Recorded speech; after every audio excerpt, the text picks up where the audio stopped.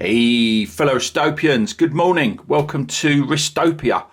I just wanted to hopefully make a bit of a quick video. It's something that I have never really, I'm not sure if I've mentioned it on the channel, but I've mentioned it in comments to people that slag Rolex off. And I said, I've said you've missed the most important thing about why you would own a Rolex, and that is because of how it feels. All you get on YouTube is you get how it looks, and then you get another watch. I'm not picking on Erebus, and then they say, "Oh, it's a Rolex killer," they just basically copy it, don't they? And then it's for some reason killing it. Now, I think this is a lot of watch for the money. The Erebus. I've got a San Martin here. This is the bigger one, which I couldn't be bothered to pick the smaller one up, which is down there on the floor. And I think this is in the top three. These two are in the top three Garda watches, and I've got what I would consider the third in the top three coming imminently to the channel. So I'm going to be doing a review of what I think are the top three. Go anywhere, do anything. Basically, another word for a sports watch. Top three sports watches in the affordable category. But that's coming soon. But yeah,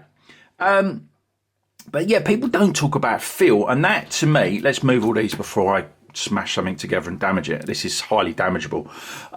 It's made of a special steel. You only have to look at it and it scratches. But yeah, what the thing about Rolex really is, for me, the big thing is how it interacts with your life. Now it's the white. All right, let's start at the beginning. It's picking it up from the desk or the side table, putting it on. That feel, all this feel, everything.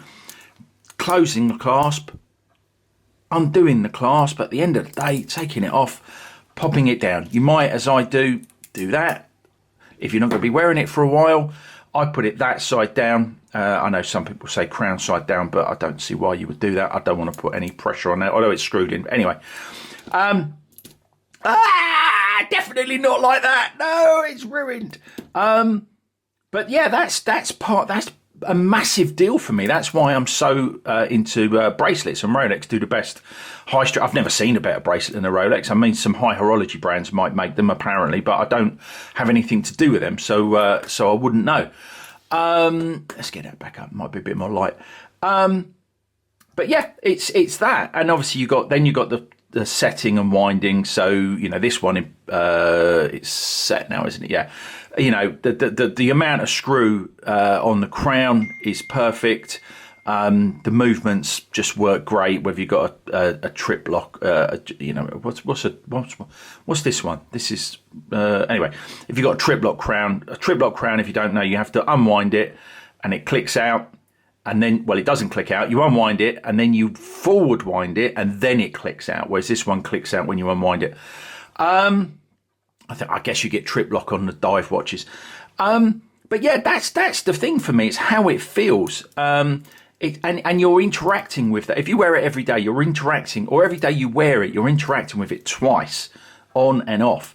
And that is part of the beauty. And the other thing I was going to say in that interaction is the weight. It's how it's balanced, how it feels in the hand. Now, a lot of guys might say, well, that's not important to me. Well, fair enough. We'll buy one of these then. That's fine too. Or they might say, it's not worth, what would the difference in these two be? It's not worth £5,000. Well, great. Then that's for you. You'd be you and I'll be me.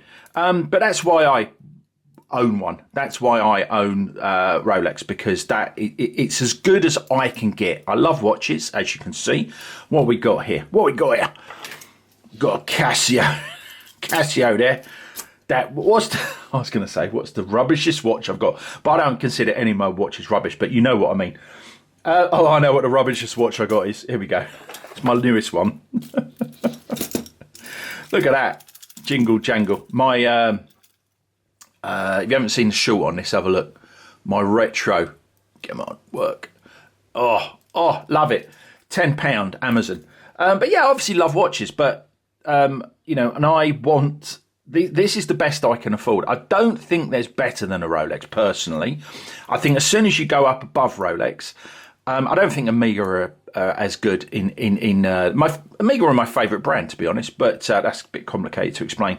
But not my favourite watches. If you go above Rolex, then you're looking at doubling the price minimum. And I don't know what you're getting for that. I've never experienced it. I don't know. Maybe if you've got a Vacheron Constantin, I was offered one recently and I sort of basically turned it down. Let me know in the comments below. But yeah, I can't see that this is the sweet spot in watches, in my opinion. And, you know, going back, I've got all these other watches here. There's a reason. It's that tactility. I mean, when you go to other watches, so, I don't know, I've got the Erebus I've shown you already. It's just not the same. And you wouldn't expect it to be the same. You wouldn't expect to pick this up and pick that up and feel that they're the same. I think blind people need to review watches so that they can have that, you know, feel, not what it looks like, which everyone else seems to go on, but what it feels like to take on, take off, handle, hold. I mean, this is great for, you know, what is it now? It's about 450 quid delivered to the UK. But yeah, you know, it's great for its price point, but this is the best. So, you know, you've got that diminishing return there, haven't you? But if you want to pay it and you get the best, you get the best. You know, I've got a Saint Martin. Yeah, you know, it doesn't feel like the real thing. You know, it's I don't have the real thing with a Jubilee bracelet, but, you know, this bezel is quite nice.